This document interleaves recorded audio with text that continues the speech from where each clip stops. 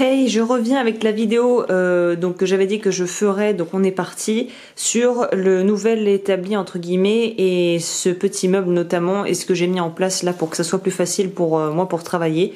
Donc voilà, le petit meuble, on va commencer par ça. Donc voilà, j'ai fait la vidéo pour ceux que ça intéresse sur le dérocher et les raisons pour lesquelles j'ai opté pour ce système. Donc je reviendrai pas trop dessus, voilà, c'est sous cette forme.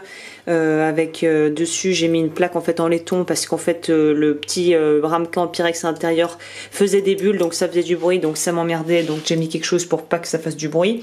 Là à côté j'ai mis des petits contenants avec de quoi ranger les pinces en laiton, de quoi mettre de l'eau claire avec une cuillère à soupe de bicarbonate de soude pour sortir, dès que ça sort du dérocher, on coupe les effets chimiques en trempant ça dans cette solution d'eau du robinet avec donc une cuillère à soupe de bicarbonate que je te conseille d'utiliser même quand tu vas changer ton dérocher. Le bicarbonate ça sert à tout et ça casse les effets chimiques des produits, notamment l'acide citrique. Là, ce sont donc mon acide citrique que j'achetais donc en gros sur eBay, mais j'ai vu à Monoprix qu'ils vendent de l'acide citrique parce que ça sert aussi pour le ménage apparemment. Donc dès que je finis ça, j'essaye l'autre et je vois ce que ça vaut. Mon collabore que j'ai depuis plus de 2 ans. Donc voilà, en 2 ans, je suis même pas arrivée au bout du pot. Donc ça c'est très pratique et l'investissement est bien amorti. Mon petit truc que j'utilise de temps à autre pour aller plus vite quand je dois faire mes soudures. Et alors ça je sais que j'allais passer, mais je crois que les gens kiffent regarder dans les tiroirs. Donc je sais pas, il doit y avoir un truc très freudien. Papa Freud devrait avoir beaucoup de choses à dire sur les tiroirs. Donc voilà. En haut, c'est mon barda fourre-tout où il y a tout ce qui est nécessaire auquel j'ai besoin d'avoir accès vite. Bon, voilà, ça c'est pour remplacer les mouchoirs. On a une deuxième paire de lunettes. On a mes fameuses encres que j'utilise beaucoup pour ancrer mes projets quand je veux pas sortir le soufre, là, le truc, ma solution qui pue à mort. Voilà, du scotch pour fixer les pièces, du blanco pour pouvoir souder des pièces et être sûr que d'autres endroits ne chauffent pas sur une pièce. Du vernis transparent en fait qui peut servir pour limiter durant un temps sur les métaux non précieux. On met ça fait un vernis, une couche protectrice pour pas que ça noircisse trop vite, mais ça s'en va. Mes fameuses buses pour mon chalumeau, très très important.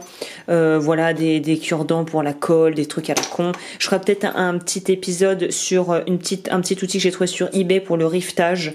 Donc ça ressemble à ça. Donc c'est un peu comme dans Men in Black, tu vois, quand Will Smith il a un mini il découvre donc les armes qu'ils utilisent donc dans le truc du secret et on lui file un mini pistolet minuscule et moi c'est l'effet que ça m'a fait. Je m'attendais à un truc énorme et je reçois un truc minuscule et je me suis dit bon, mais il faut que je le teste parce que ça peut être peut-être bien, je sais pas, on va voir. Je ferai probablement une vidéo sur le sujet. Le deuxième tiroir, c'est tout ce qui va être baguier. Je te conseille de prendre un baguier en métal, très important. Bloc pour tout ce qui est dessin, estimation du coût des métaux. Je prends du Rhodia à point parce que c'est plus facile pour moi. Les gabarits, les règles. Là, il y a toutes les sortes de colle que j'ai pas tout testé d'ailleurs. Donc ça aussi, ça vaudra probablement le coup d'une vidéo parce qu'en fait, je sais que la rubber cement, c'est un truc qui est très utilisé aux States et qui permet en fait de placer, de coller les papiers sur du métal et en fait ça s'enlève très facilement mais ça tient super bien, donc à voir. Ça c'est la fameuse Araldite, donc ça c'est un must have pour tout bijoutier qui se respecte, pour coller les perles, pour coller tout plein de trucs. C'est la meilleure que j'ai trouvée et en plus celle-ci, de toute façon pour les colles, sache qu'il faut toujours prendre à 2 contenants en fait, sinon ça sert à rien, ça sera un truc pas assez fort. Ça peut servir pour tout un tas d'usages, notamment coller les pierres, protéger certaines pierres. Enfin bon voilà, après moi je teste des trucs aussi comme ça. Ce tiroir-ci, on a quoi? Tout ce qui est polissage, ma fameuse gratte à lime, très important pour nettoyer de temps en temps. Les produits que j'utilise souvent, ma pâte à polir Gaze Wayne Bar Lustre. Évidemment le chat. Non, Neyo, non, pas maintenant. Donc la fameuse que j'utilise pour tout, qui était blanche à la base, que j'ai depuis 3 ans, donc t'investis, mais il y a de quoi faire. Par contre, c'est vrai que sur les grossistes, apparemment déjà c'est chiant à trouver et c'est super cher. Donc je sais plus trop, quelqu'un m'avait dit dans le groupe, avait trouvé un plan. Voilà, bon bah inscris-toi au groupe et ça sera plus simple. Toutes mes petites fils, du cuir, parce que c'est quand même beaucoup plus efficace pour les poliers finales quand il y a besoin de faire des petites retouches. Un truc en peau de chamois, parce que, enfin c'est pas en peau de chamois, mais c'est hyper efficace ce truc. Je sais plus où j'avais trouvé ça, mais ça marche du tonnerre pour pouvoir finir le polissage. Là, c'est tout ce qui est sertissage. Alors, fraise diamantée, fraise pour dégrossir, ça c'est quand je fais de la fonte. Donc, c'est pratique à avoir.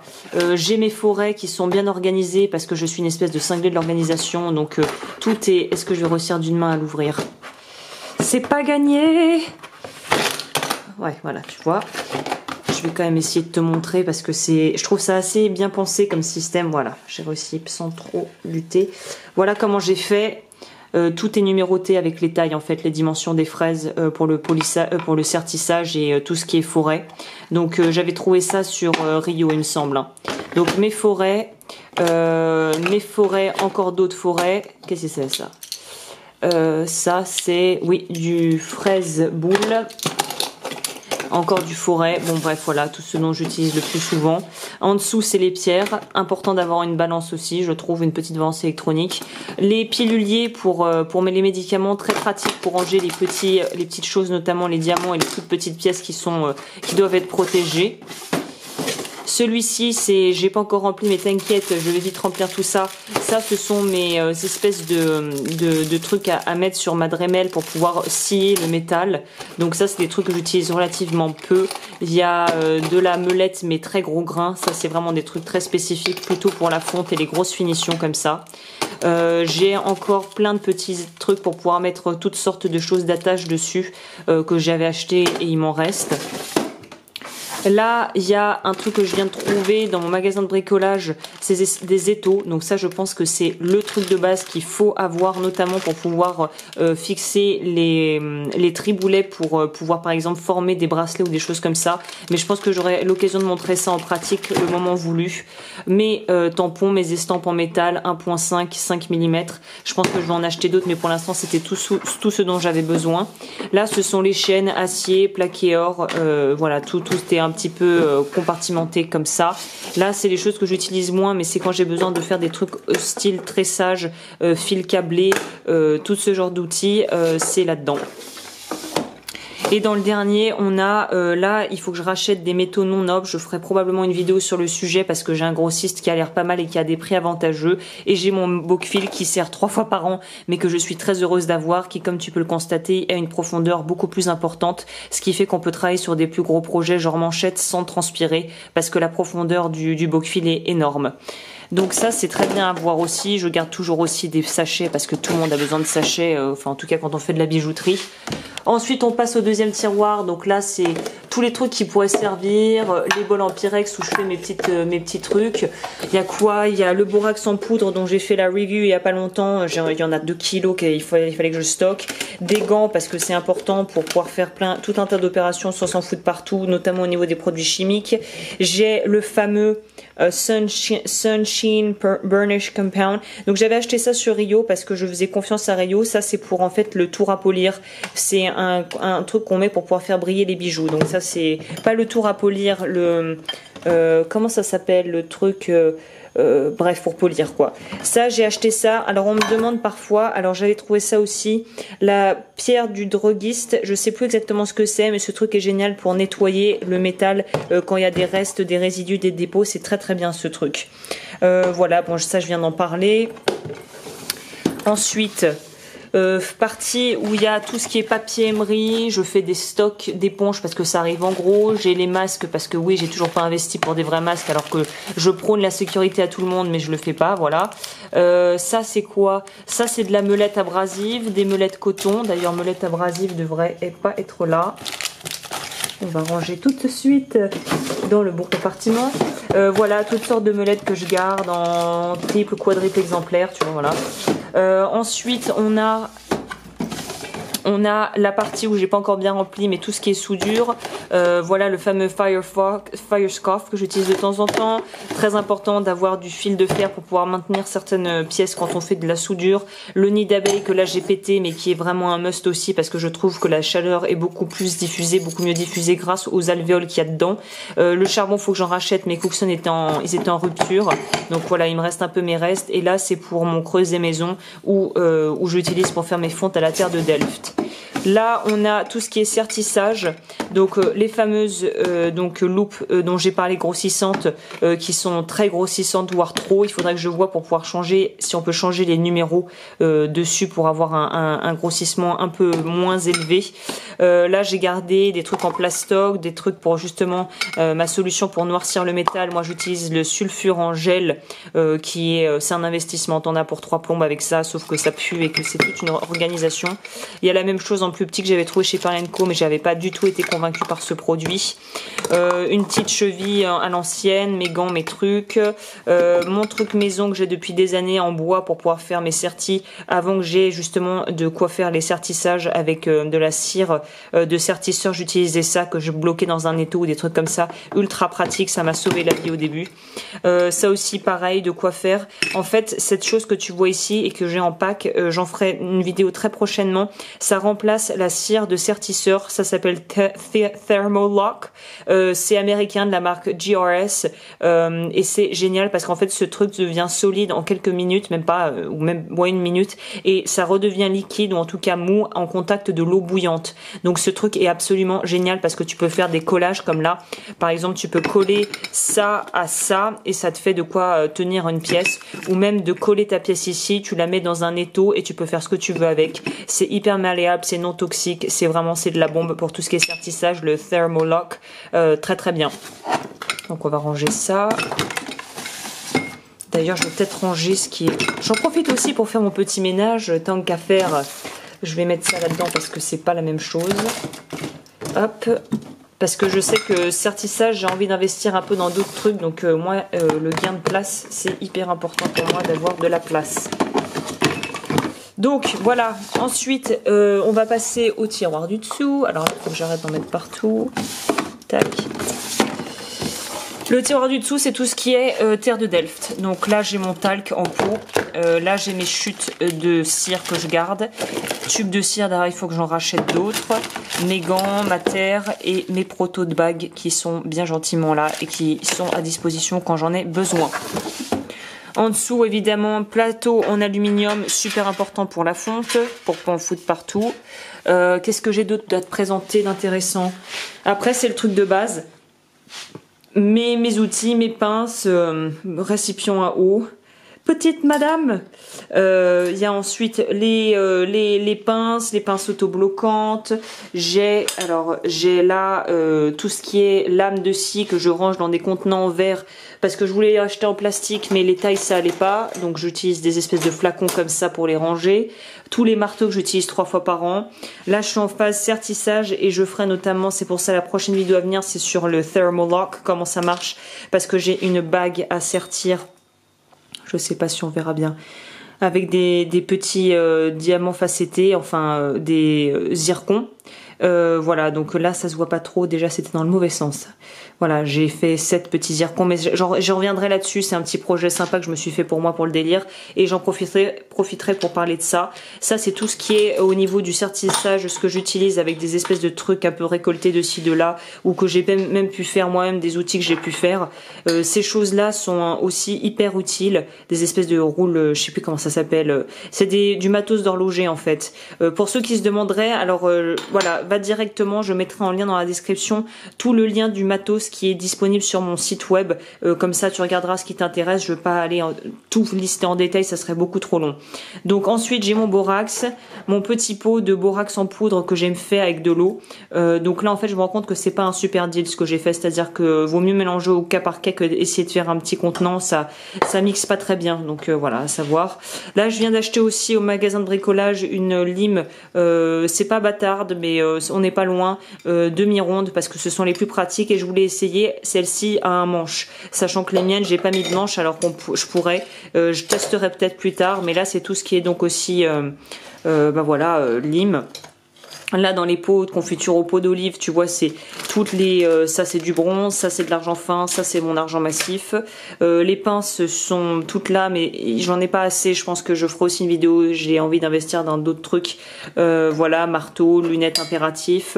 Il y a encore des pinces, tout mon matos pour pouvoir faire la cire, travailler avec la cire, et voilà, mes trucs pour pouvoir aussi couper le métal. Je me souviens plus du nom, ça m'échappe. Donc voilà, et après, alors il y a la lampe bien sûr, évidemment, avoir un bon éclairage c'est important. J'utilise pareil des espèces de caissettes pour ranger tous les anneaux de boue et les choses que je fais en grosse quantité pour être tranquille. Là on a les fils d'argent fin, bande d'argent fin, on a la soudure et on a les plaques d'argent massif qui sont juste en dessous.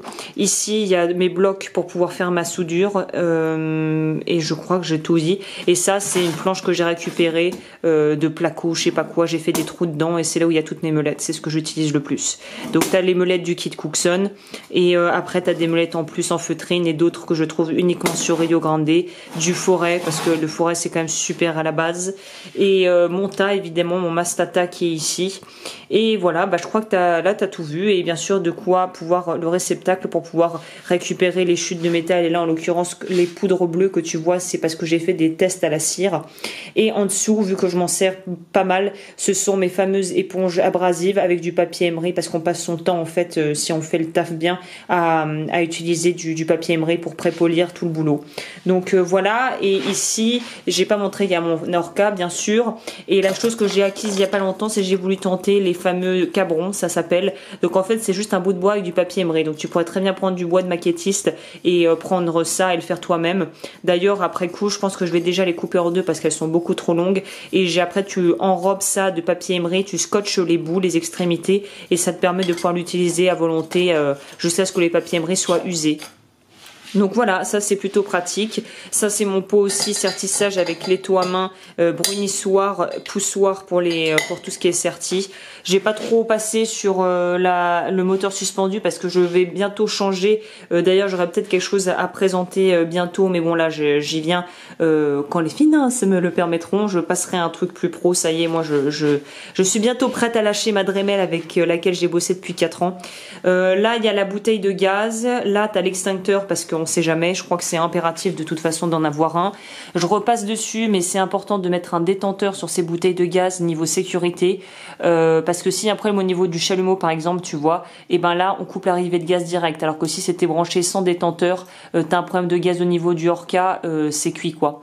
Donc là encore boîte de rangement, cheville, étau à main, mon fameux truc pour polir dont je me souviens plus de nom, tonneau à polir, c'est ça que ça s'appelle, que j'utilise pas extrêmement souvent, c'est énormément plutôt quand j'ai des grosses pièces. De l'autre côté on voit pas trop, mais il y a aussi ma petite bouteille vide que j'utilise pour quand j'utilise la fonte pour pas en foutre partout en fait. J'ai fait un système, j'ai fait une vidéo sur le sujet, je reviendrai pas dessus, il faut que tu regardes dans l'historique si tu veux voir de quoi ça, comment ça se présente. Une autre boîte où je compte ranger plutôt les pièces finies et les bijoux en rab, et voilà, et après je crois que tu as à peu près tout vu. Donc voilà pour le petit tour de comment se présente l'atelier donc on est en février 2019, voilà à quoi ça ressemble. Donc je mettrai, pour ceux qui sont curieux de voir les précédentes installations, parce que j'en ai fait pas mal des trucs comme ça et je change régulièrement parce que en fait je suis une éternelle insatisfaite. Donc dès que j'essaye de pouvoir vraiment optimiser au max l'espace, bah voilà, je fais comme ça. Et là j'ai pas précisé, mais alors ce truc c'est des espèces de caissettes, genre des caissettes de pinard qu'on peut trouver sur les marchés ou quoi, qui est très pratique parce que ça se glisse en dessous. Et là j'ai failli oublier les triboulets, là aussi pareil, il faut que j'investisse pour des triboulets en fonte. Donc voilà, moi il y a encore pas mal de choses d'investissement à faire pour être vraiment bien opérationnel. J'ai pas parlé non plus du boc-fil qui est sur un espèce de crochet, parce que bon voilà, après c'est des détails, et ça j'ai trouvé que c'était chéro quand même, mais en fait ce petit meuble c'est 2 kg max par tiroir, donc c'est déjà pas mal. Le fait qu'il y ait une possibilité de mettre des choses dessus, c'est un gain de place. Et puis comme tu peux voir, moi je peux absolument tout ranger et je bosse beaucoup. Donc c'est sûr, c'est pas extrêmement esthétique. Encore, je trouve qu'il y a pire. Mais si tu veux, je mettrai aussi en lien dans la description la version plus petite et la version plus moche qu'on peut trouver aussi sur eBay, qui sont des bacs en fait en plastoc, mais vraiment plastoc, 100% plastoc. Et là, c'était un peu trop moche pour moi. Donc voilà, moi je trouve que ça se fond plutôt pas mal et surtout c'est ultra pratique. À la base, il y avait des roulettes que je n'ai pas mises parce que vu le poids des machins, les roulettes laissent tomber. Donc voilà à peu près. Et après pour la chaise, j'ai une chaise de bureau tout à fait basique. Donc j'espère que cette petite vidéo aura pu t'intéresser et je te dis à la prochaine et n'hésite pas à me soutenir sur le Tipeee si tu le souhaites. Ciao!